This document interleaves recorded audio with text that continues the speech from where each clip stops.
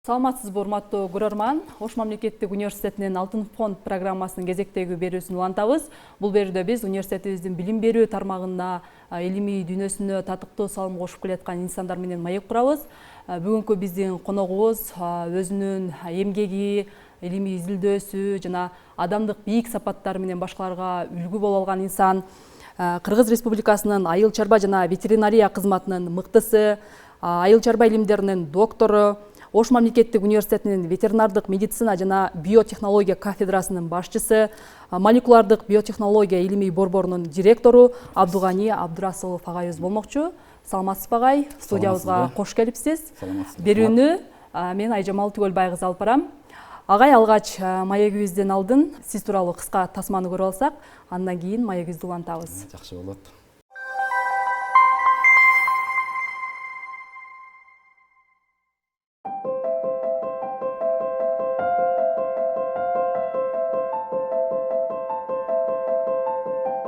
Абдугани Абдурасулов 1965 жылдын 18 июнунда Шурап айылында туулган. 1982 жылы номер 11 Свердлов атындагы орто мектепти ийгиликтүү аяктаган. Мектептен кийин 1983 жылы Баткен районуна караштуу Самаркандек айылындагы номер 34 кесиптик техникалык окуу жайына тапшырып, аны артыкчылык диплому менен бүтүргөн. 1983-1985 жылдары Советтик армиянын катарында аскердик кызмат өтөгөн. 1987-1992 жылдары Скрябин атындагы Кыргыз айыл чарба институтунун зоотехникалык факультетинде билим алып, окууну ийгиликтүү аяктап, мыкты студент катары институтта окутуучу кызматка чакырылган.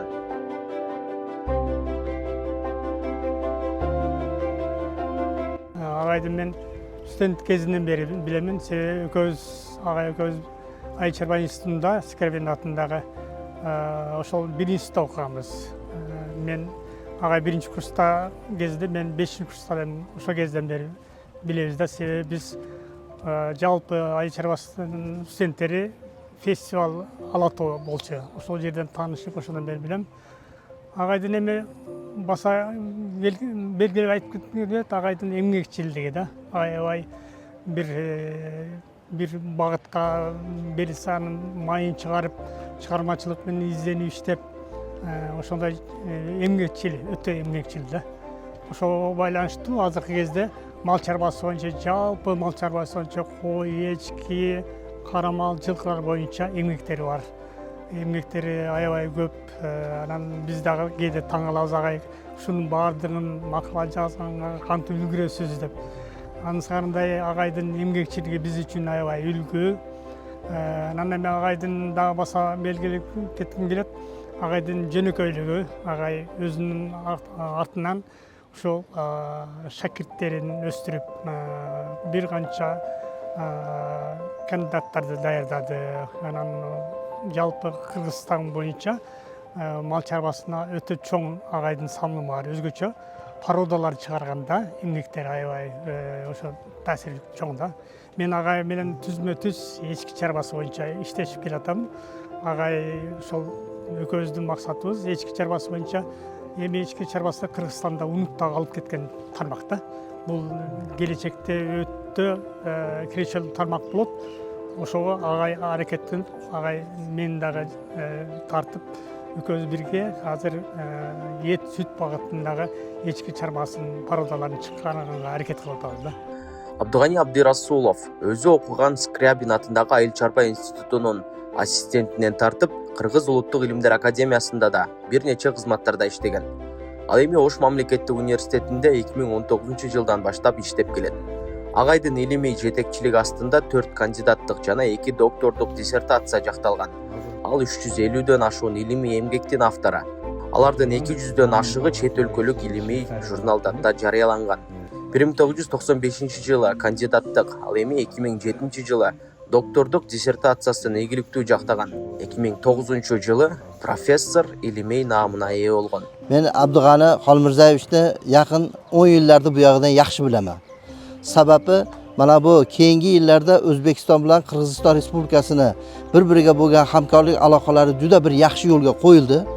Bu bahanada biz ham oliy o'quv yurtlari hamda mana bu O'sh davlat universiteti bilan hamkorlikda biz ko'p ilmiy ishlarni birgalikda olib boryapmiz. Bu borada Abdug'ani Xolmirzayevich o'zining munosib hissasini qo'shib kelyapti. Aynan kadrlar tayyorlashimizda yoki bo'lmasa ilmiy jihatdan shu olib borilayotgan ilmiy faoliyatlarimiz, loyihalarimizda bir qancha o'zini shu darsliklari, o'quv qo'llanmalari bilan bizga amaliy yordam berib kelyapti. Bundan tashqari Abdug'ani Xolmirzayevich Samarqand qishloq xo'jalik institutini почетный professori hisoblanadi. Toshkent davlat universitetini ilmiy texnik kengash a'zosi ham hisoblanadi. Ya'ni bizni qator nufuzli universitetlarimiz bilan hamkorlik ishlarini birgalikda olib boryapti. Bir qancha shogirdlar tayyorlayapti. Mana bizni O'zbekistonda ham Abdug'ani Xolmirzayevichning bir qancha shogirdlari bor. Professor bilim berүү жана илим тармагында үзүрлүү эмгектенип, bir qator mamlaketlik сыйлыктар менен сыйланган. Мал чарбачылыгы, ветеринария жана биотехнология багытындагы билимин өркүндөтүү максатында Израиль, Франция, Туркия, Индонезия, Кытай, Россия Федерациясы, Казакстан, Япония жана башка мамлекеттерде болуп, эл аралык тажрыйба алмашууларга катышкан. Ал Ош мамлекеттик университетинин жарчысынын айыл чарба багытындагы илимий журналдын башкы редактору. Ошондой эле bir qator эл аралык илимий журналдардын редакциялык кеңешинин мүчөсү жана илимий долбоорлордун жетекчиси болуп саналат. Учурда жубайы менен бирге 2 уул, 2 кызды тарбиялап өстүргөн, bir неберенин сүйүктүү чоң атасы.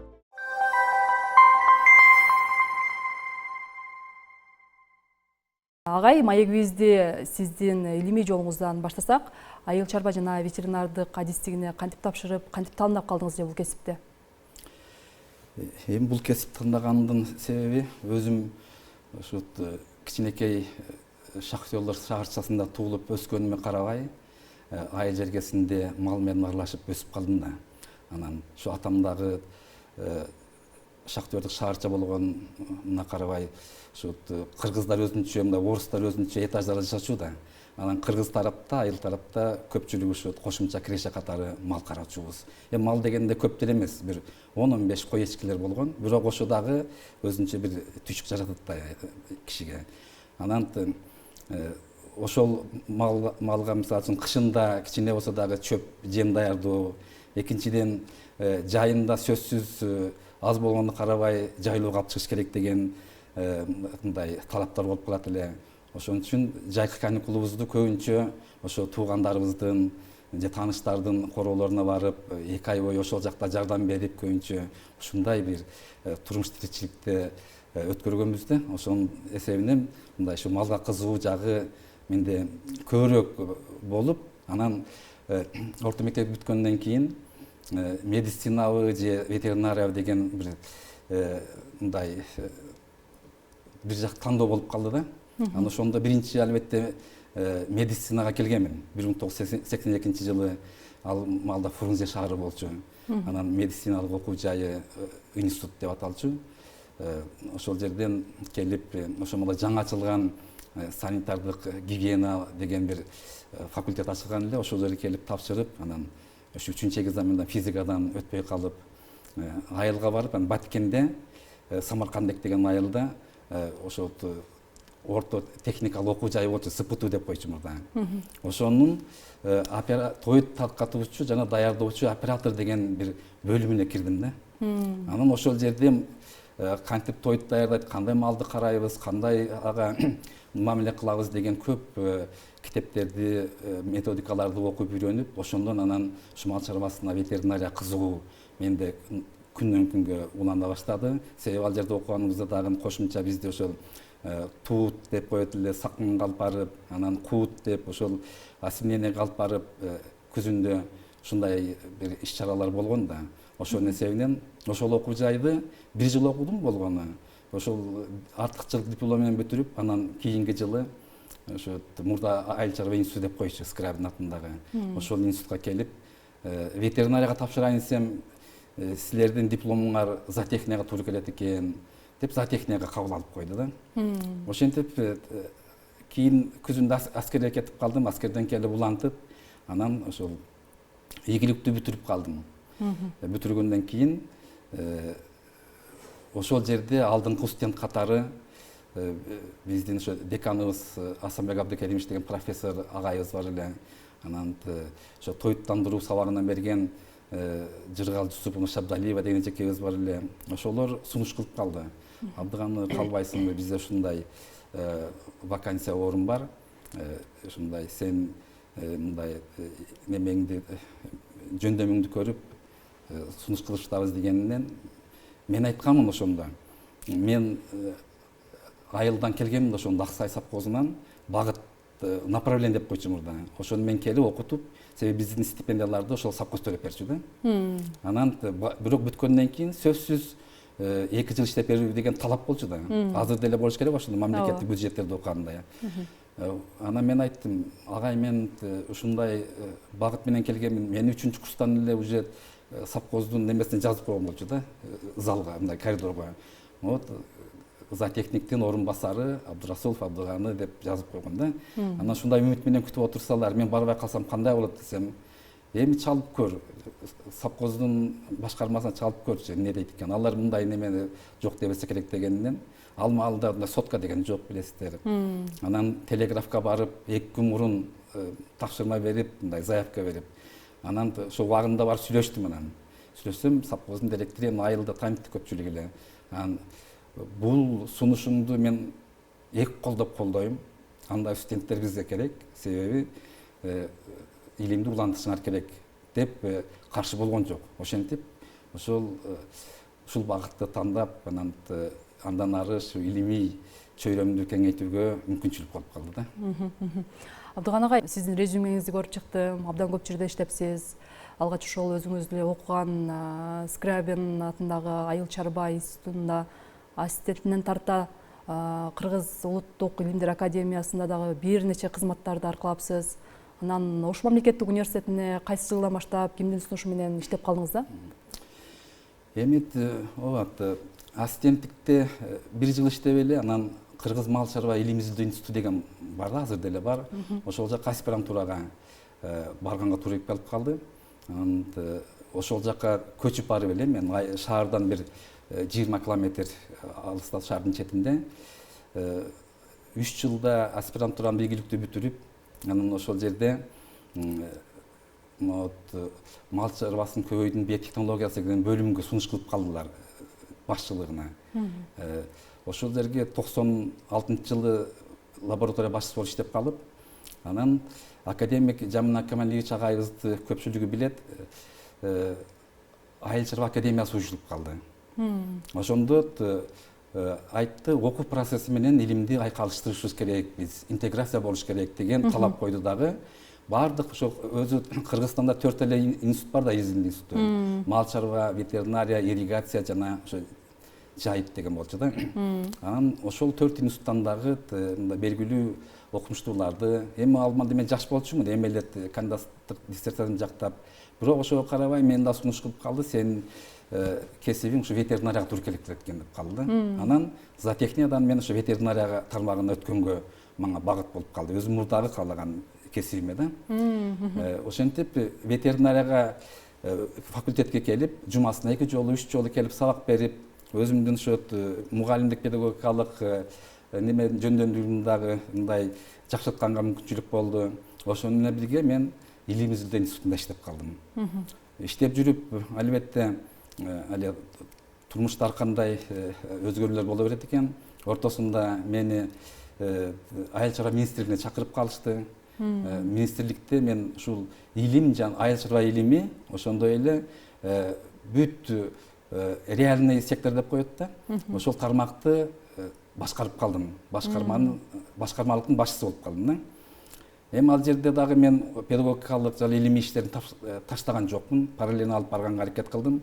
Бирок биз илим чөйрөсүндөгү кишилер көбүнчө мындай өндүрүшкө көп көнбөгөндүктөн кайра эле мен академияга өткөнгө туура келип калды да. Илимдер академиясына чакырышып калды. Мурдагы ошо белгилүү Кыргыздын уяң жүндүү койлордун автору академик Михаил Николаевич Лушихин деген агайыбыз бар эле. Ошонун лабораториясы, кызы Евгения Михайловна деген эжекебиз бар эле, жакында өтүп кетти. ошол эжекебиздин сунушу менен Илимдер академиясынын биотехнология лабораториясына келип, генетика лабораториясына келип иштеп калдым да. Анан ал жерде иштеп жүрүп, дагы жана айткандай ортодо академиянын президенти, улуттук илимдер академиянын президенти Абдыган Эркебаевич болгон ошол маалда академик сунуш кылып калды, келип мага ошо президенттин окумуштук катчысы болуп иштеп бербейсиңби, жардамчы болуп дегенинен анан ортодо 2-3 жыл ошол жакта дагы иштеп калдым. Албетте мен үчүн бул академиктер менен иштөө, ал чөйрөгө аралашып кетүү кыйын деп ойлогом да. Бирок бат эле ошолор менен тил табышып дегендей жөнөкөй эле кишилер экен академиктер дагы мындай жакшы мамиле кылып, азыркыга чейин көпчүлүгү менен мындай байланышып турабыз дегендей ушундай иштерди иштеп калдым. Эми андан кийин мен айттым, мен бул жерде көп иштегенге ал жерде мага болбой калды, себеби өзүм илимдин доктору болсом, профессор болсом, техникалык жумушта ал жерде көбүнчө эле уюштуруу иштери дегендей. Анан мен дагы ушу илимди улантсам экен деп ага айтсам, ал туура көрдү өзү дагы. Анан кайра эле ошо биотехнология институтунун генетика жана биотехнология лабораториясынын башчысы болуп иштеп, ошол 19-жылы келдим бул ОШМУга. Эми тааныштар аркылуу мен таныган кишилер сунуш кылган экен, анан чалышып калды. Ушул жерде ветеринарияны заведующий эжекебиз бар эле. Анан сиз бир келип кетсеңиз, ректор дагы мындай маектешем деп жатат дегенинен макул деп келип кеткенмин.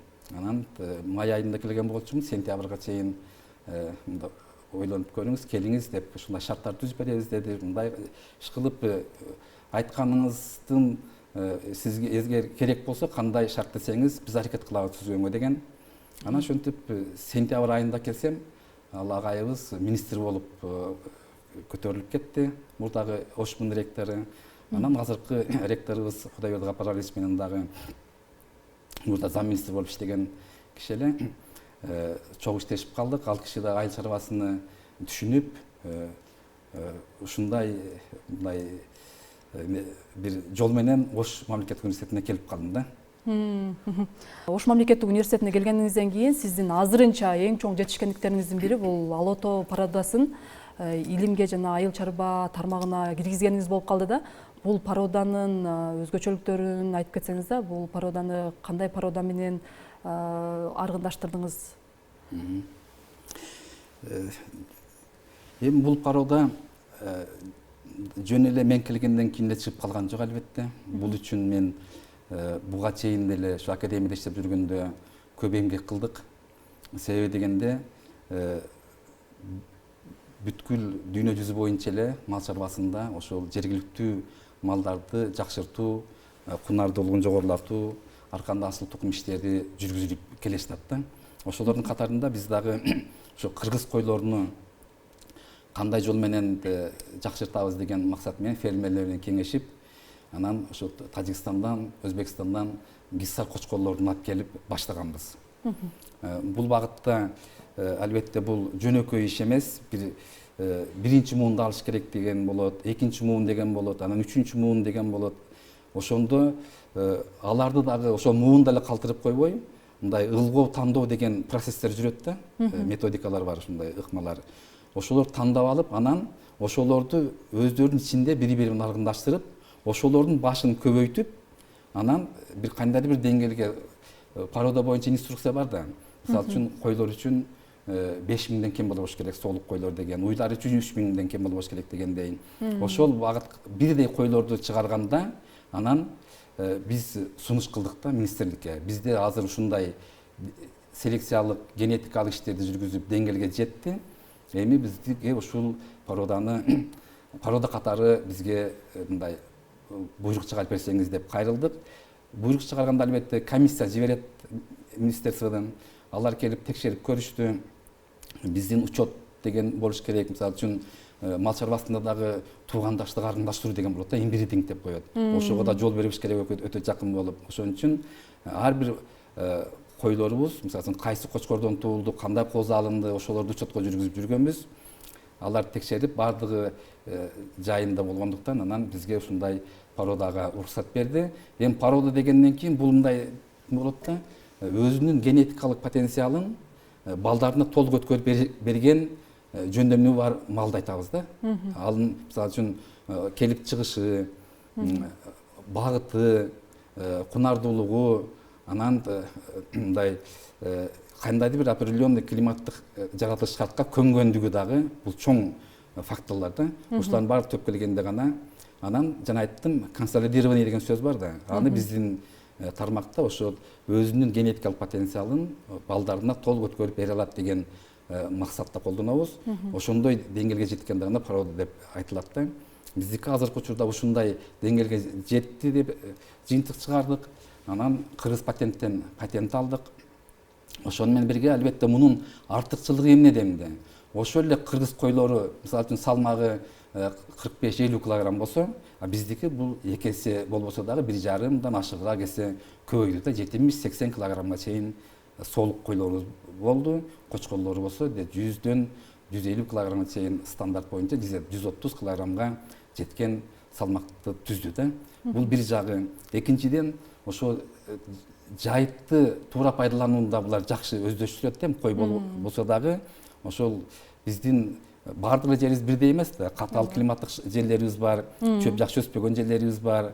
Бирок ошондой мындай жайыттарды дагы, кунардуулугу начар жайыттарды дагы туура пайдаланып, кышында анан тебөневка деп коет да, мындай буту менен кардын астынан тоютту, өзүнүн ошо жашоо жөндөмдүүлүгүн кармап турганга мүмкүнчүлүгү барчылыкча тоют тандап жегенге мүмкүнчүлүгү бар койлор болду да. Анан эми муну буга чейин бизде аракшан койлор чыкты да. Азыркы убакта аябай мындай популярный болуп не болуштат. Жаңы эле туулган козулар 20-30 миң доллардан сатылып жатат. Биздин койлор дагы ошого жетип калды. Бирок биздин баасы жагынанбы? Баасы жагынан ооба, ошондой 30 миң долларга чейин кочкорлор сатылып жатат да бизде дагы Ала Тоодо. Бирок биздин фермерлер ага жол бербей жатат. Себеби дегенде биз бул койлорду атайын ушу элдин кызыкчылыгы үчүн чыгардык эле. Ошо карапайым элдин капчыгына туура келген базар наркындан эми бир аз, конечно, кыргыз койлорунун жогору, себеби салмагы жогору болуп атпайбы. Ошондуктан ушундай баада сатылсын деген максатта көп кымбат эмес да биздики. Негизги мындай карапайым эл өзү алып өстүргөнгө мүмкүнчүлүк болот. Агай, анан буга чейин сүйлөшкөнүбүздө да айттыңыз эле, бул койлорду өзүбүздүн эле койлордон алдык депчи, анан өзгөчө жанагы түсүнө дагы маани берген турбайсыздарбы? Кара кылдуу деп, ошо кандай койлорду аргындаштырдыңыздар да? Бул жергиликтүү кыргыз койлорунун эле куйруктуу өзүбүздүн койлор бар эмеспи? Анын кылчык жүндүү койлор деп атайбыз да. Ошолорго гиссар кочкорлорун алып келгенбиз. Тажикстандан, Өзбекстандан мындан бир 20-30 жыл мурун почти келип, биздин фермерлерде иштелип келген да.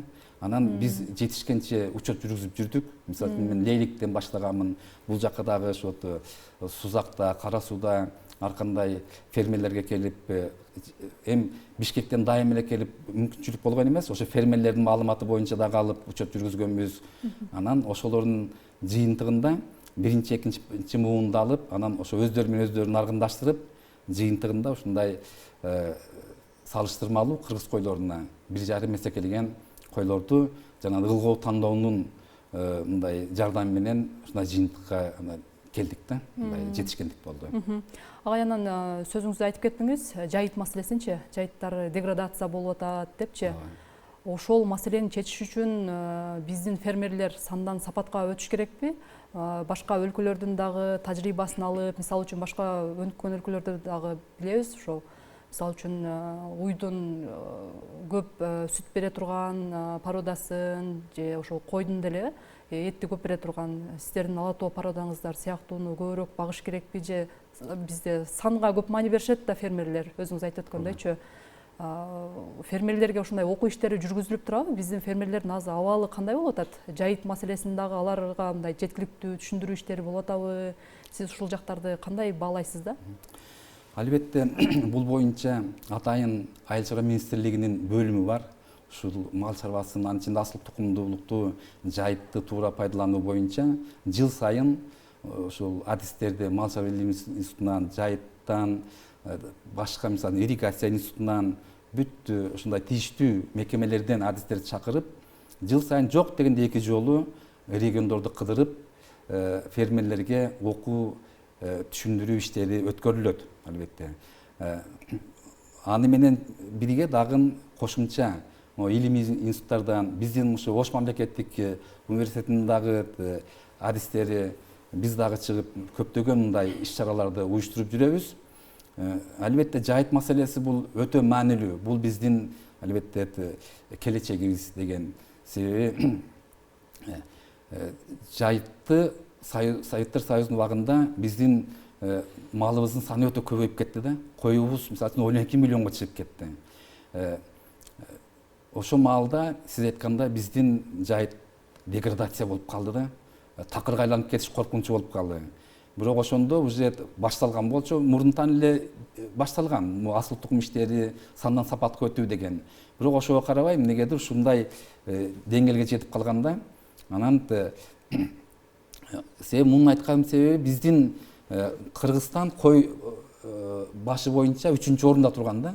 1-орунда Россия турган, РСФСР деп койчу, 70 миллион кой болчу. 2-орунда Казакстан турган, 40 миллион кой болчу. 3-орунда Кыргызстан 12 миллион кой болчу. Бирок биздин аймагыбызга салыштырмалуу 12 миллион көбүрөөк болгон да. Себеби бирок киши башына салыштырганда, на душу население деп коет го, ошого салыштырганда 1-орунда турган. Ошо маалда 4 миллион калкыбыз болсо, 12 миллион койубуз болуп өтө көп болгон да. Эми акыркы жылдары албетте 2009-жылы атайын жайыт боюнча мыйзам иштелип чыгып, ошо жайыт комитети деген бир өзүнчө уюм уюштурган да, айыл өкмөтүнөн тышкары.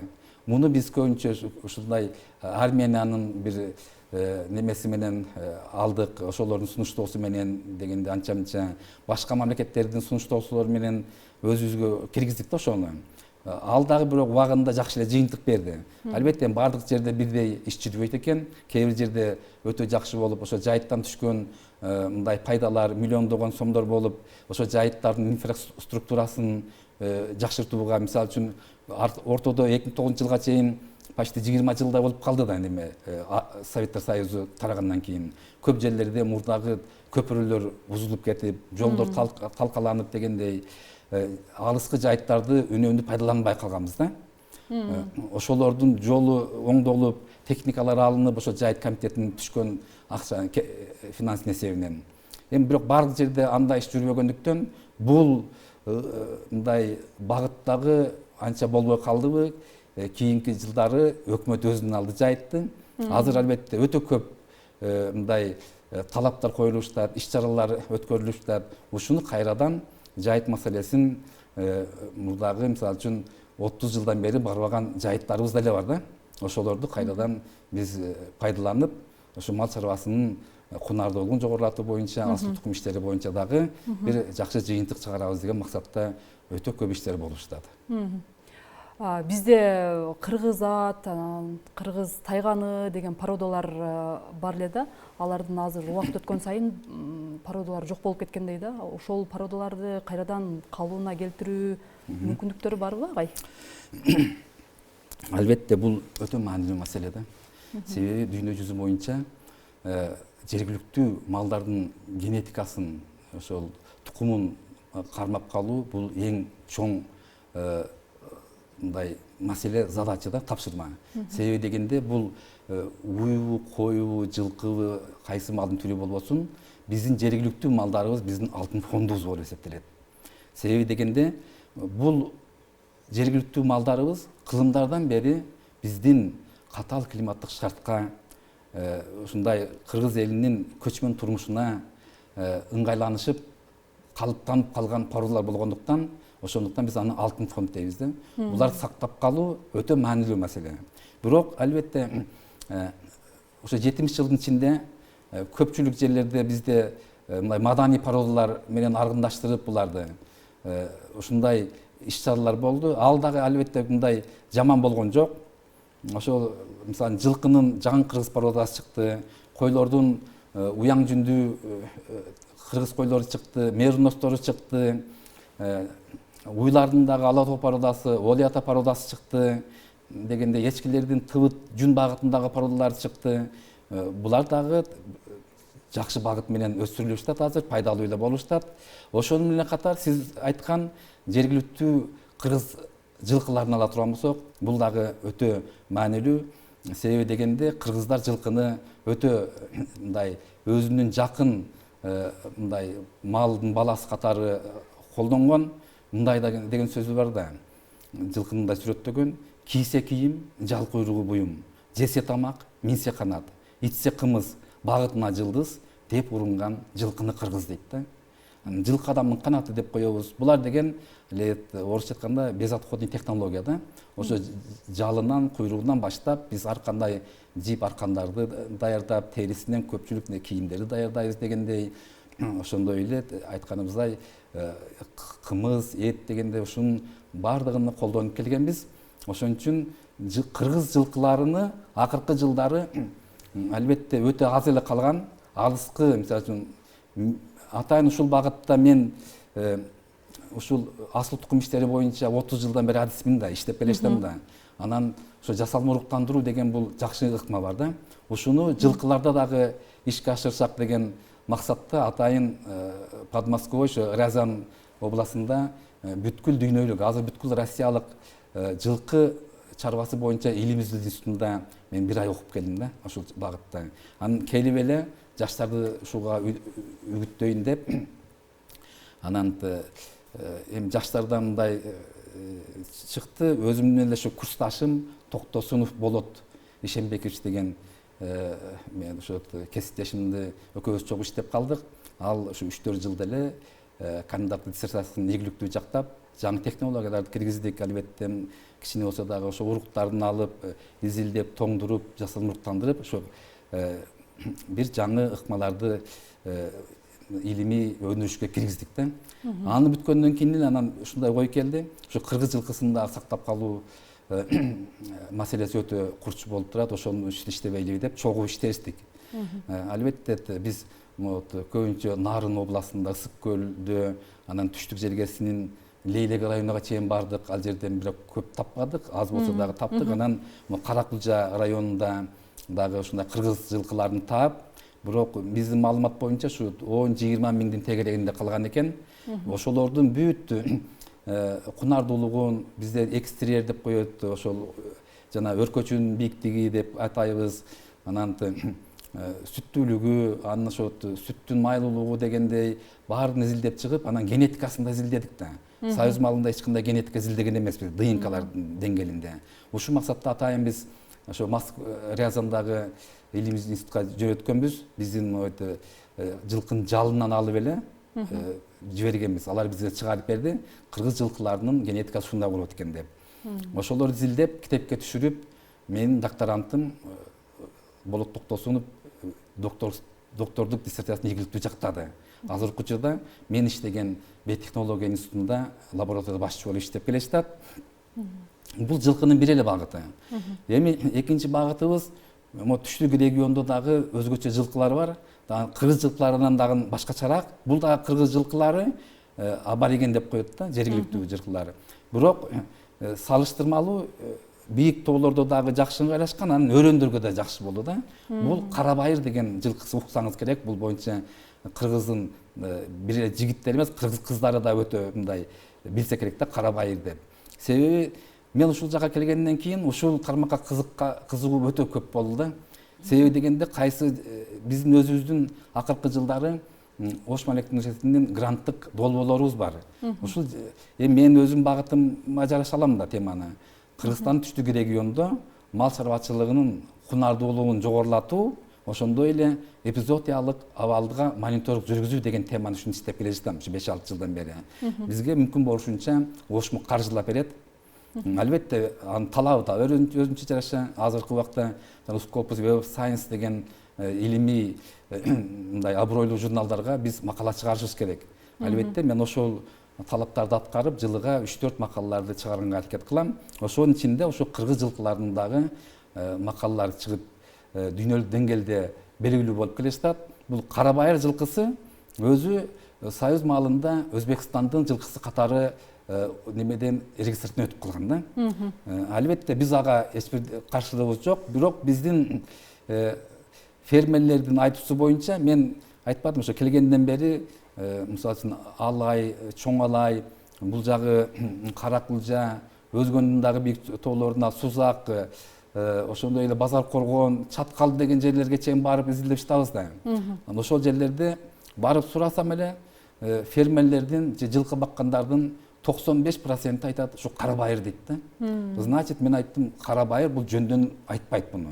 Муну изилдеш керек экен деп, мен ушу акыркы 5 жылдан бери өтө катуу кириштим буга. Себеби дегенде кара байыр Өзбекстандык болуп калгандан кийин алардан жөн эле мындай биздики деп неме кылган дагы болбойт. Анын ошо түпкү тегин тарыхын, келип чыгышын изилдемейинче эч бир мындай бизге тастыктоочу материалдар керек да. Ошонун үстүндө кээ бир күндөрү күнү түн иштегенге туура келип калды. Күн түн иштесем түндөсү 2-3 чейин интернетти казып, эми азыр негизги булактар интернет болуп калды. Анан ошо кыргыз мал чарба илимизине барып, мурдагы ошо мал чарбасы боюнча экспедиция болгон да, 20-жылдары баштаган да ошо экспедицияны. Ошол илимий өндүрүштүк китептерди окуп чыгып, анан мындай маалыматтар таптым да. Энциклопедия бар экен, 1898-жылы жазылган, Бракгаус деп окумуштуулар жазган экен, жазган. Кара байыр жылкысы бул кыргыз жылкылары менен түркмөн тулпарларынан алынган аргын деп жазылып турат да. Анан ошондой дагы 2-3 жерден окудум. Бул бир маңа мындай тастыктама болуп калды да. Экинчиден мындай деген сөздөр бар, угуп жүрсөңүздөр керек. Даван асман аттары деген, же Фергананын асман аттары, Ферганский небесный кони деп коет да. Фергана дегенде биз Өзбекстандын эле областын түшүнбөшүбүз керек. Бул Ош областы дагы ошол өрөөнгө кирет да. Экинчиден Даван мамлекети бул мындай Борбор шаары, Ош шаары болуп турган деген дагы маалыматтар ар кандай булактардан окуп жүрөбүз. Бул эмди албетте биздин заманга чейинки болгон мезгилдер. Ошолорду казып окудум.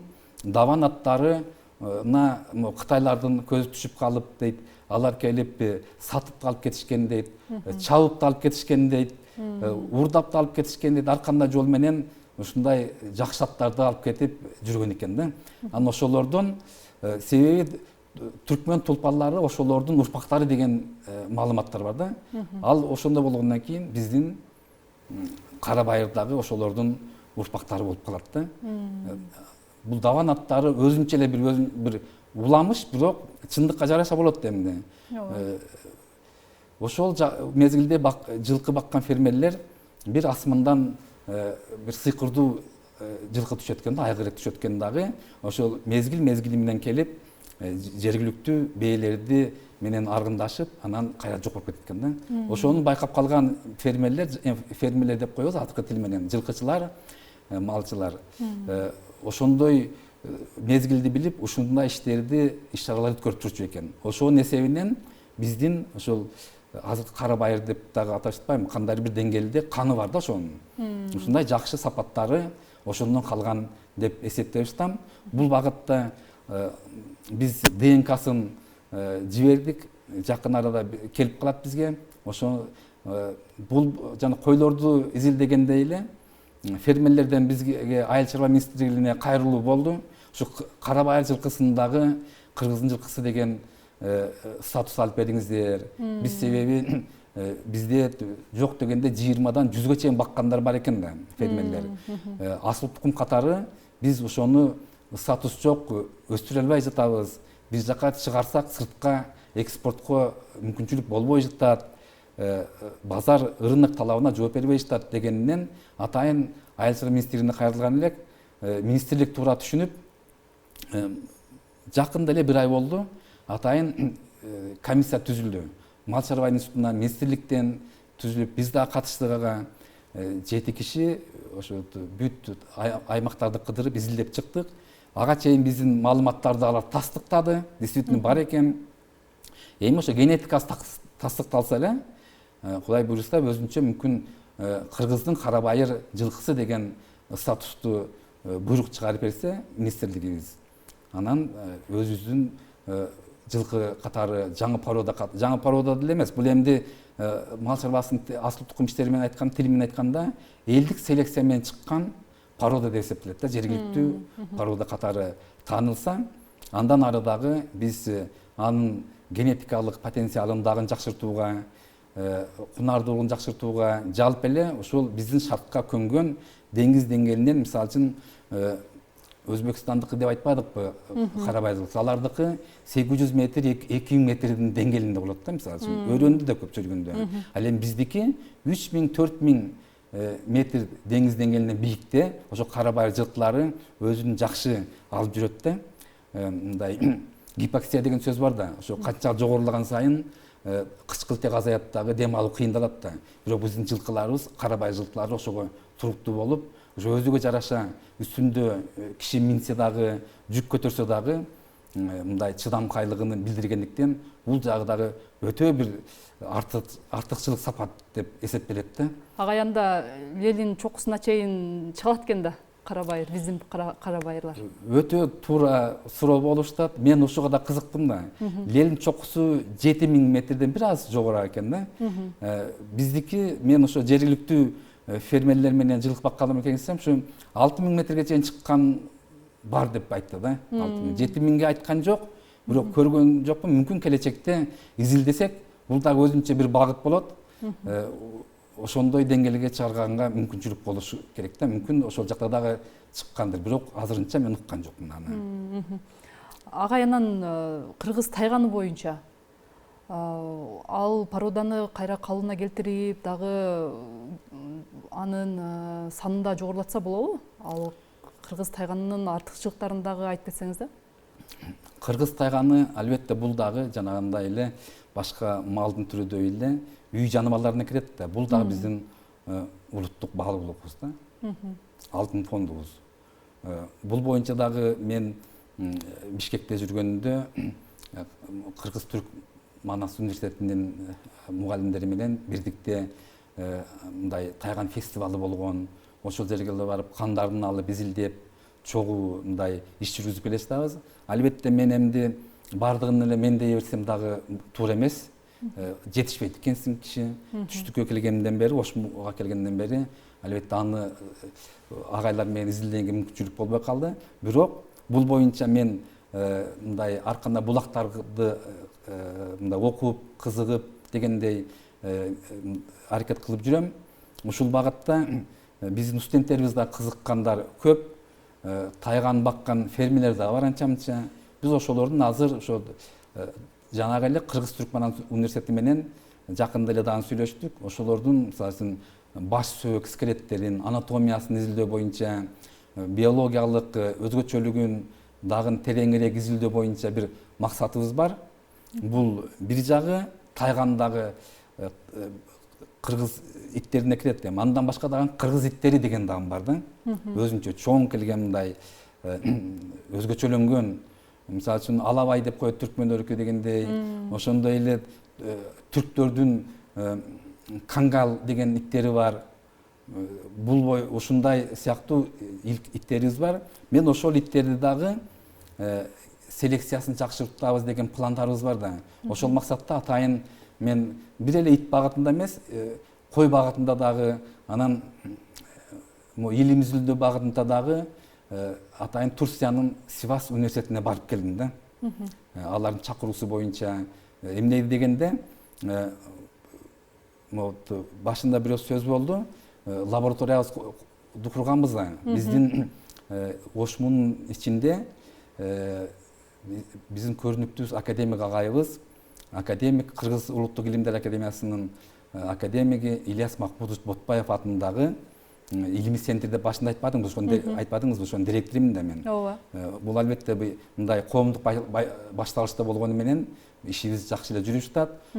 Ошол илимий борбордун немеси менен мен Айыл чарба министрлигинде айыл чарба долбоорлорунун өнүктүрүүнү ишке ашыруу деген бөлүм бар да. Ошол жерден $100,000 утуп алдым да, грант катары. $100,000 эми салыштырмалуу жакшы эле сумма экен.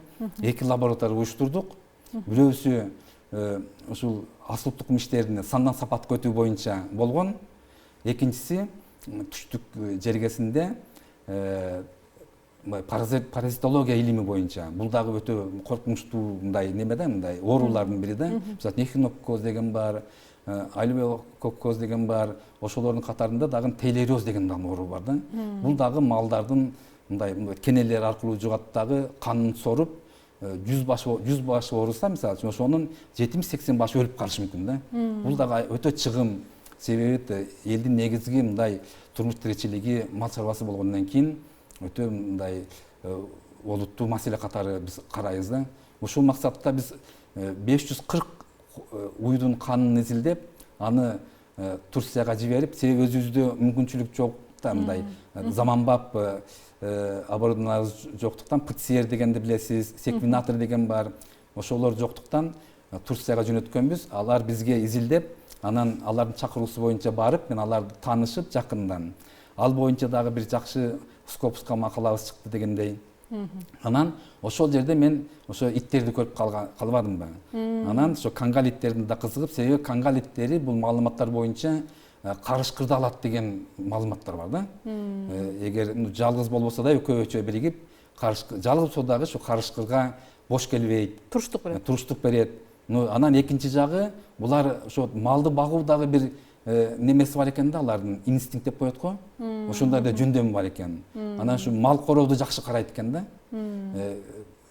Сыртта өзү жатып, кышында дагы өтө мындай чоң жүндүү болгондуктан анча-мынча неме үшүбөйт экен. Ушул багытта дагы ошо кыргыз иттерин дагы ошол менен аргындаштырып бир жакшы бир жыйынтык чыгарабыз деген пландарыбыз бар. Албетте бул үчүн дагы биздин студенттерибиз кызыккандар бар. Азыр ошону дагы тарбиялап мындай даярдап жатабыз. Келечекте бул багытта дагы бир көрүнүктүү илимий иштерибиз ишке ашат деген ойдобуз. Агай, сиз чет өлкөлүк илимий институттар менен, университеттердин профессорлору менен да иштешип келеткенсиз. Алар менен кандай орток илимий изилдөөлөрдү жүргүзүп жатасыздар? Жана деле айтып өттүңүз го, кара байырдын генетикасын алып, кайсыл жака жибердиңиздер? Алар азыр изилдөөнүн кайсы этабына келип калышты? Ушул деги эле чет жактагы илимий изилдөөлөрүңүз, орток илимий изилдөөлөр боюнча айтып берсеңиз да. Албетте, мен Ош мамлекеттик университет келгенге чейин эле чет мамлекеттер менен жана айтып кеттим, Россияда жана илим изилдөө менен, Кытайда болдук, Францияда болдум, Индонезияда болдум, Турцияда албетте ушундай асыл тукум иштери боюнча бир топ мамлекеттер менен, илимий мекемелер менен, окуу жайлар менен байланышта болуп келгенмин. Ал эми Ошмуга келгенден бери дагы жакынкы эле биздин ушу өнөктөшүбүз болгон Өзбекстан менен, мисалы үчүн ветеринария тармагында Самарканд мамлекеттик ветеринария медицина мал чарбалык институту университети болуп калды азыр. Бул өзүнүн 100 жылдык тарыхы бар алдыңкы окуу жайлардын бири да. Келгенден баштап эле ошол 19-жылы ошол университет менен тыгыз байланышып, азыркыга чейин мындай илим иштери боюнча билим берүү багытында дагы азыр бизде академиялык мобилдүүлүк деп коет да. Ушул тармакта дагы көптөгөн иш-чаралар менен байланыштабыз. Ушул эмгегимди баалап, Самарканд мамлекеттик медицина университети мага ардактуу профессор деген наам беришти. Анан албетте алардын мугалимдери бизде сабак берип жатат.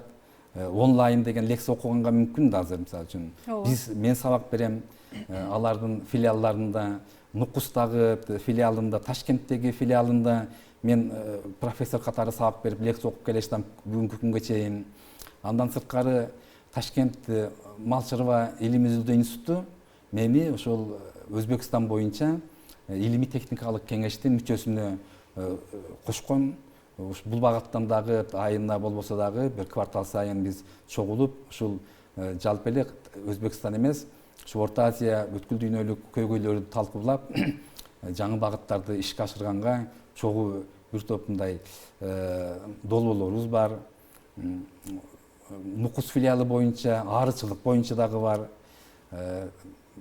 Ташкент агрардык университети боюнча дагы жаңы багыттар болуп жатат. Бул багытта дагы арычылык боюнча, анан бир эле мал чарбасы эмес, албетте. Бизде агрономия бөлүмү да ачылган да. Бул дагы айыл чарбасынын чоң тармагы да.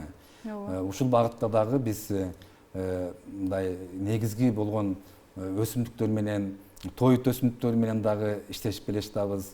ошо биздин Кыргызстандын шартында кандай өсөт экен, малдарга кандай жагынан пайдалуу экен деген бир топ мындай кызыктуу илим иштерди жүргүзүп келе жатабыз.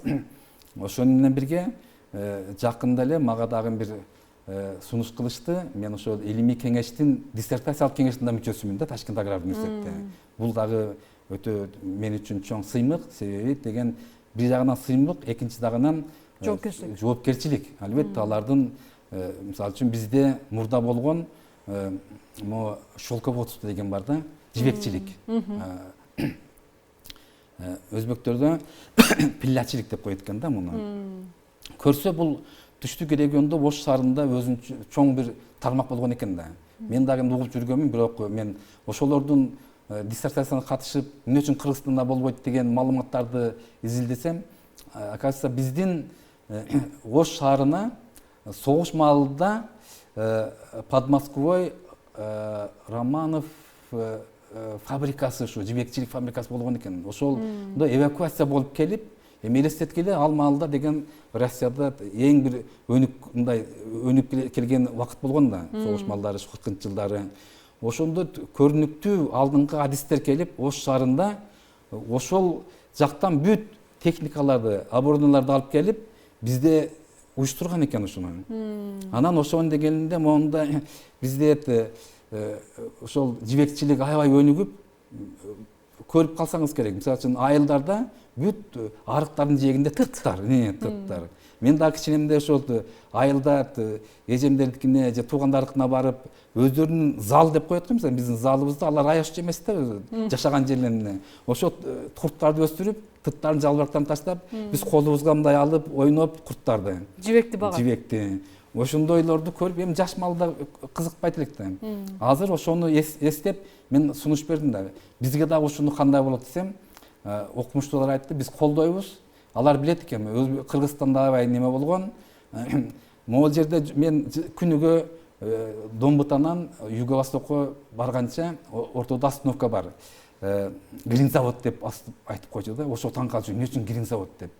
Көрсө грин деген болсо тукум экен да, немелердин, жумурткалардын.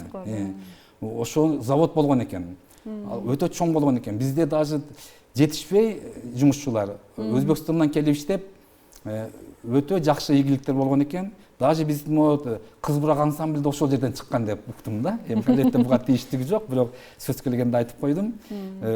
Өтө жакшы жетишкендер болгон экен. Ушул тармакта дагы азыр буга чейинки биздин жетекчилер дагы, мамлекет башчылар дагы буга көңүл бурган. Бирок адистер жоктугунанбы же бир ошонун бир ар бир иштин вакыты сааты болот экен да. Биз кааласак каалабасак дагы ошо келмейинче ал иш жылбайт экен да. Анан качан мүмкүн дагы кайрадан биз ушуну ишке ашырабыз. Мага ошо Өзбекстандын профессорлору айтты, Абдыган, эгер кааласаңар, биз ошо Кыргызстандын шартына, Ош областынын шартына туура келген 5000 көчөт бекер берем деп айтты да. Сен биринчи тап местаны, анан чогуу иштейли деп. Бул дагы жана сиз айткан долбоорлордун, жаңы багыттардын бири болуп эсептелет. Андан сырткары албетте бул мен жакынкы эле мамлекетте айттым. Дагы жана Карабайыр боюнча кетти дебедимби? Атайын ошол Кытайда Тарим университетинде жылкы боюнча бир адис бар экен, эжеке профессор. Ал мен Самаркандта таанышып калдым конференциядан 3-4 жыл мурун. Анан Кыргызстандын шартында дагы ушул иштерди жүргүзсөк кандай болот деп сунуш кылды. Мен чакырдым эжекени, келип Кыргыздын ошо Карабайыр жылкылары боюнча Чоңалайды, Каракулжаны изилдеп, албетте бул кыргыз жылкыларынын айырмасы бар экен деген жыйынтык берди ал дагы. Көрүп туруп эле, ал адис да көп жылдан бери иштейт. Эми ушун кийинчерээк анан дагы чакырдык. Биздин 85 жылдыгы болуп калды университеттин. Анда дагы ректору келди, договор түздүк. Анан биз ошол жака Карабайырдын канын жибердик. Эми албетте бул 1-2 айда чыгып калбайт экен. Өзүнчө бир чоң бир финансылык дагы немелер болот экен, каражаттар талап кылат экен. Анан жакын арада бизге ошонун жыйынтыгын беребиз деген план бар. Ошонун жыйынтыгын берсек, жана башында айткандай, айыл чарба министрлигине көрсөтүп, мына ушундай жыйынтык болду деген маалымат менен статус алганга бизге жардам болот. Экинчиден ошо тарым университетинде мен магистрлердин да жетекчисимин да.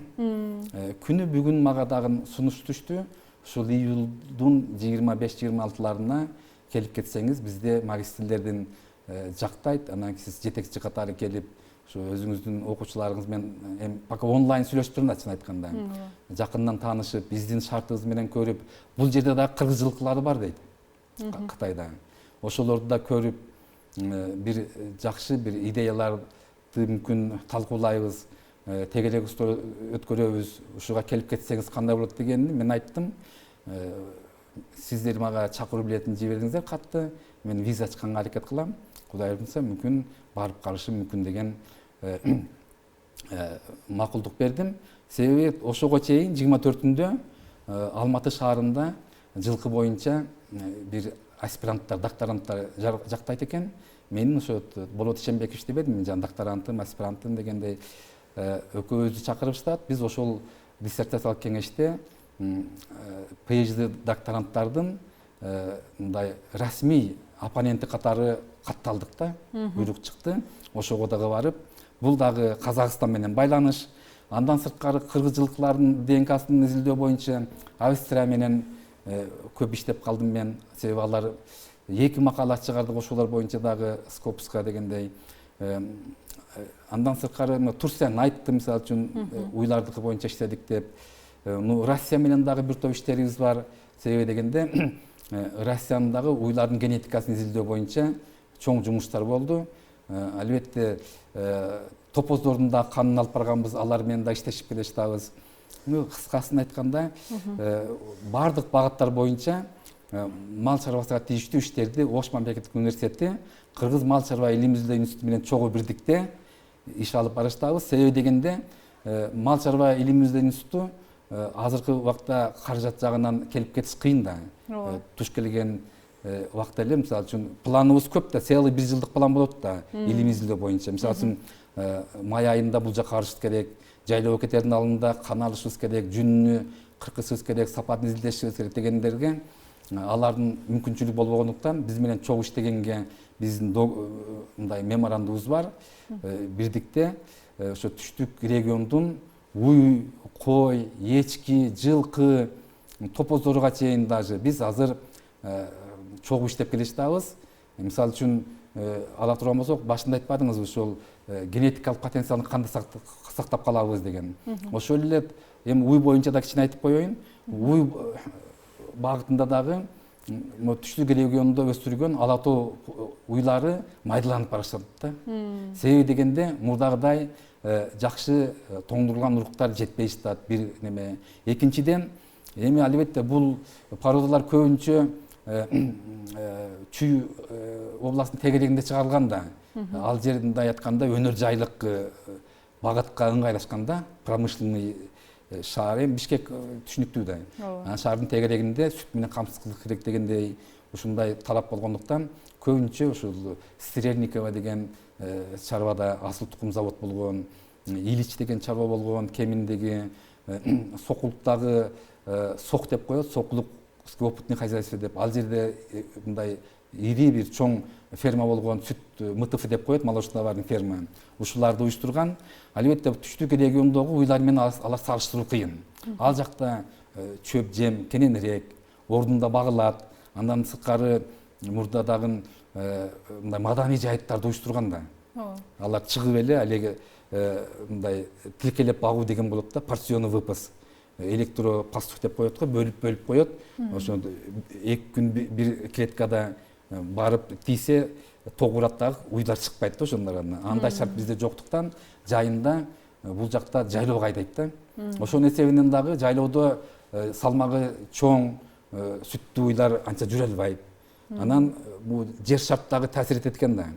Ошондуктан көбүнчө бул түштүк региондогу уйларыбыз кичине майдаланып бараткандыктан ошолорду жакшыртуу боюнча дагы кайрадан ошол швиц букаларынын өзү ала тоо пародасы ошондон чыккан да. Швиц букалары менен кастрон букаларын анча колдонуп, кыргыз уйларынын аралашууунан чыккан да, жергиликтүү уйларынан. Кайрадан ошону жандандырабыз деп, Хайдаркандагы, Кара Суудагы, Кадамжайда мен атайын акыркы күндөрү учетко алып койдум. асыл тұқым фермалар бар уй багытында дагы. Бирок албетте Чүй областынын уйларына жетпейт алар.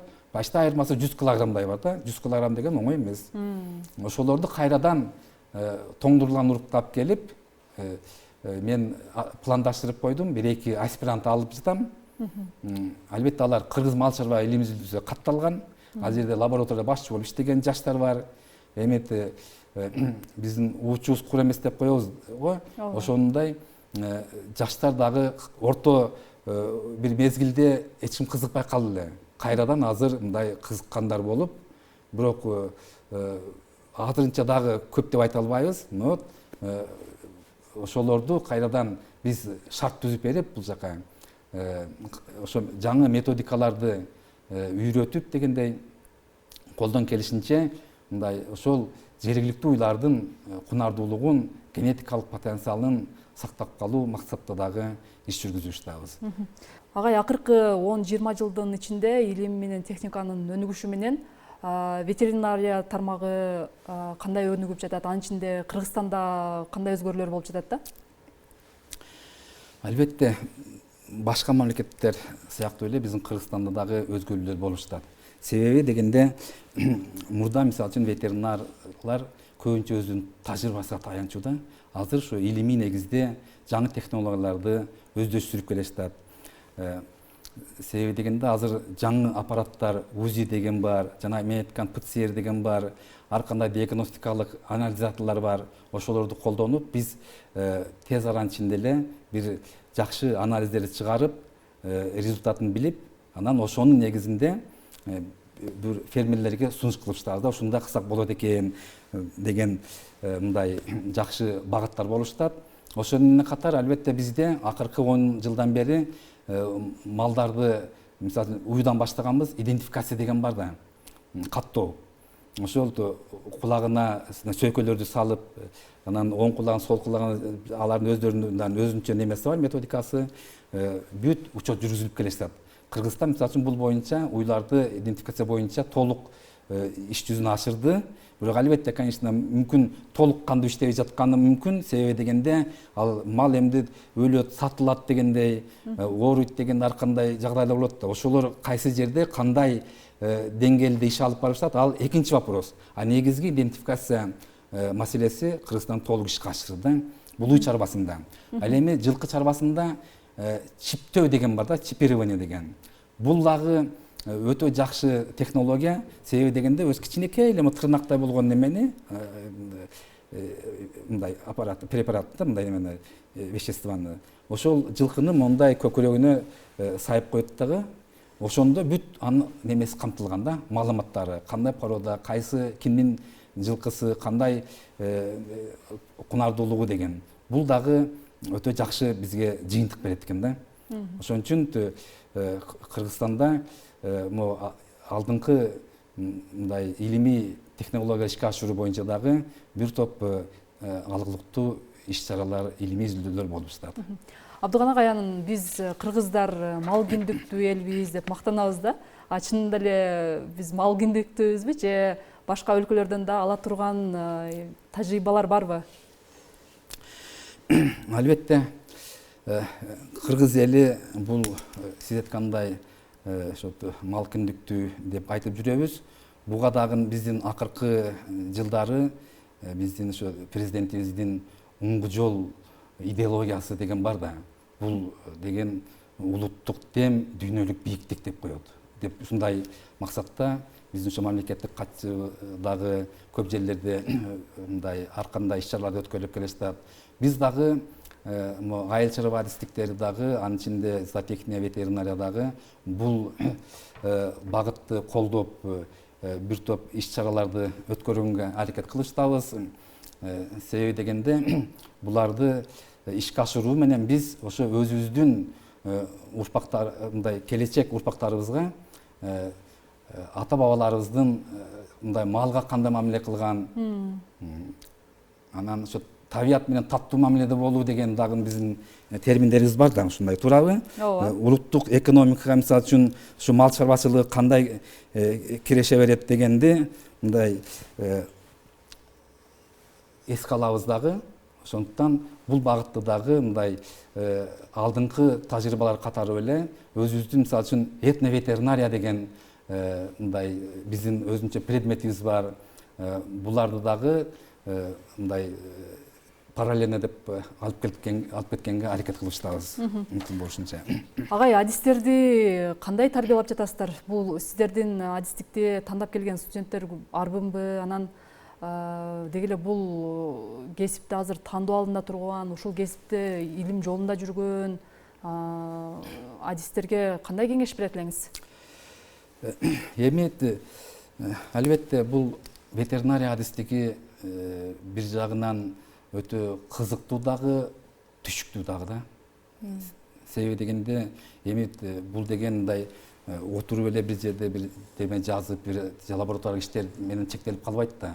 Ошол жерлерге барып фермерлер менен кеңешип дегендей кан алып, укол кылып, өтө мындай кир жумуш ошол жагы да бар да. Ошон үчүн буга бардык эле мындай немелер келе бербейт экен да бир жагынан. Өтө кызыккан, мен чындыгы неме болом дегендер окуйт, чындыгын айтканда. Экинчиден ушу айыл жергесинде жана да айтып кеттим, учубуз кур эмес экен. Бул багытта дагы өтө кызыккан биздин жаштарыбыз, мекенчил жаштарыбыз анын ичинде чыгышат.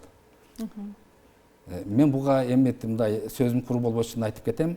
Ошо келгениме 7 жыл болду. Бул экинчи же үчүнчү жолу ачылышы да Ош мамлекет университетинде.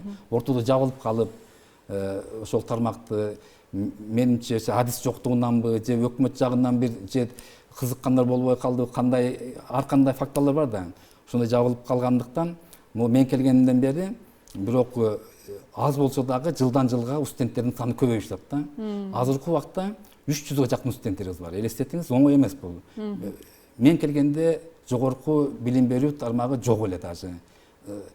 Колледждин деңгээлинде келип алыппын да. Анан бирок ошону кийинки жылы ачып, ошол бир жылдан кийин эле. Мына 6 жылдын ичинде ушундай деңгээлге жетип калды. Бул деген мындай деген сөз бар да. Академик Павловдун сөзү бар. Медицина адамды дарыласа, ветеринария адамзатты дарылайт деген сөз бекерден айтылбаса керек да. Бул деген өтө жоопкерчиликтүү адистик да. Себеби дегенде тамак аш коопсуздугу деген бар, эпизоотиялык абал деген бар. Ошон үчүн бул жагынан жаштарды даярдоодагы мындай түшүктүү тармак катары айтам. Бирок ошону менен бирге катар биздин жаштарыбыз кызыккандар көп эле болушат. Анын ичинде ушул аспирантура тапшырып окуйм дегендер, андан ары чет мамлекетке барып өзүнүн билимин жогорулатам дегендер жаштар мындай аз эмес, жакшы эле чыгыштат. Агай, жыйынтыктоочу суроом болсун. Алдыда дагы кандай долбоорлорду ишке ашырам деп турасыз? Албетте, бул боюнча менин негизги ушул Ошмуга келгенимде, себеби буга чейин да канча маалыматтарым бар эле. Ушу Ош шаары боюнча бир да ветеринардык клиника жок болчу да. Билет элем ушуну. Анан ушуну уюштурсам, биринчи хотя бы ошо кафедранын деңгээлинде ачсак, анан ошону шаардын бир 3-4 жерине жайылтып, эми канчалык көп болсо ошончолук сапаты жакшы болот да, конкуренция болот да бири-бири менен. Ушундай деген максатым бар эле. Бул биринчи этабын буюрса жакшы эле ийгиликтүү болушат. Кафедранын деңгээлинде кече көрүп келдиңиздер окшойт. Бүгүнкү күндө ошо күнүгө жок дегенде 4-5 пациенттер келип турат, ит мышыктарын, мындай жеңил кой эчкилерин анча-мынча келет, анча-мынча чоң малдарга, жылкы уйларга вызовка бараттар биздин ошол жердин ветврачтары, биздин студенттерди чогуу алып барат кээде. Ушул жагы ишке ашты бир план. Экинчи жагы албетте эң мындай көйгөйлүү маселе бул асыл тукум иштери да. Ушу боюнча дагы биз көп иштерди алып барабыз деген максаттарым бар эле. Мында албетте ушул мини гос плем станция деп коет да, асыл тукум станциясын куруу. Мурда болгон бул Ош областында, Маадыда болгон, бирок ал жок болуп кетти, эчтекеси калбаптыр. Ушу асыл тукум материалдар менен тоңдурулган урук эмбриондор менен хотя бы ошо түштүк жергесин фермерлерин камсыз кылуу. Себеби албетте бул бизде мен иштеп келген жерде ошо мал чарбалык институтта бар бул. Ал жерде толук дайыма азот менен камсыз кылуу маселеси бар. себеби азот эң негизги бул жерде немеде мындай зат катары баалашыбыз керек. Себеби урук, тоңдурулган урук азотто гана сакталат да, жидкий азотто. Ал жок болду, урук өлүп калат. Ошон үчүн ушул маселелердин дагы бизде түштүктө завод курулду. Ушундай максаттарыбыз бар эле. Албетте дагы үчүнчү бир чоң планым менин келечекте качан ишке ашат. Көпчүлүк өнүккөн мамлекеттерде айыл чарба багытындагы факультеттер же институттар ушу шаардын кичинек четинде болгон жакшы да. Себеби дегенде бул биринчиден мындай кененирээк болот. Экинчиден ал жерде өзүнчө бир агро шаарча болуш керек да. Мисалы үчүн могу аэропортту курушпайбы, өзүнчө чоң неме берип, бүт условиясы менен. Ошондой эле биздин айыл чарба тармагы дагы ошондой болуш керек деген мен оюм, пландарым да.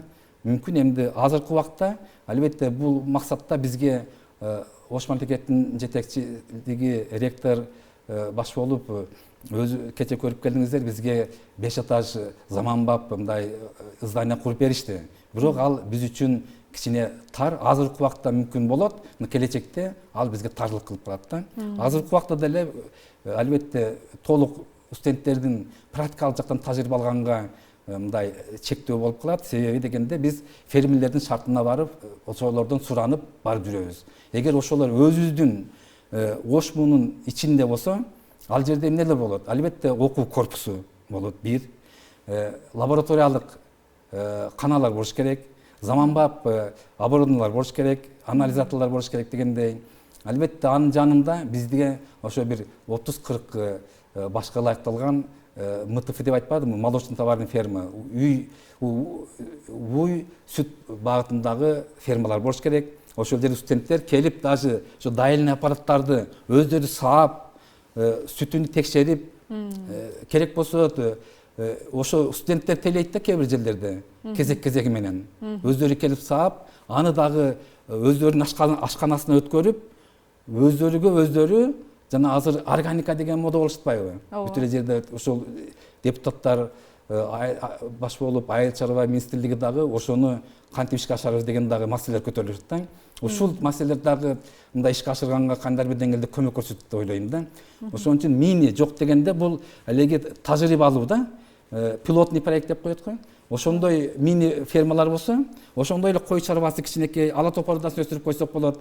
Ал жерде мисалы үчүн кантип биз ошо койлордун жакшы куйругу мындай төгөрөөк, мындай түшүп калган эмес дегендей бирден төлчү койлорду чыгарабыз деген. Анан жана кара байыр жылкылардын дагы кандай багытта биз мисалы үчүн бул бир эле эт сүт эмес да. Улуттук оюндарга дагы өтө көп пайдаланса болот да кара байыр жылкыларына. Ошого дагы мүмкүн кичине бир мини ипподром уюштуруп ошонун четинде ат майданча деп коет го.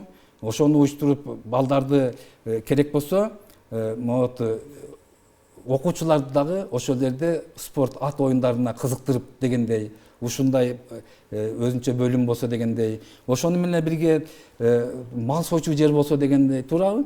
Анан этти кайра иштетүү боюнча, терини кайра иштетүү боюнча, сүттү, сыр дегендей, кичине птица фабрика болсо дегендей, ошону менен бирге тоют даярдоочу бир плантациялар боюнча болсо, ар кандай мөмө жемиштерди, фруктуларды өстүрө турган плантациялар болсо деген ушундай пландар бар эмди. Албетте бул азырынча ойлойм кыял болсо керек. Ошо кыялыңыз ишке ашсын агай. Рахмат. Буюрса. Абдыган агай, сиз Ош мамлекеттик университети үчүн, жалпы эле Кыргызстан үчүн чоң эмгек кылдыңыз, дагы жаңы эмгектерди жаратуу алдында турасыз. Ошол сиздин жаратмандыгыңыз арта берсин. Дагы кесипкөй студенттерди артыңыздан чыгара бериңиз. Бар болуңуз, ден соолуктуңуз агай. Рахмат. Сиздерге дагы чоң ийгиликтерди каалайм. Ушуну менен берүүбүздү жыйынтыктайбыз. Кайрадан эфир аркылуу көрүшкөнчө саламатта туруңуздар.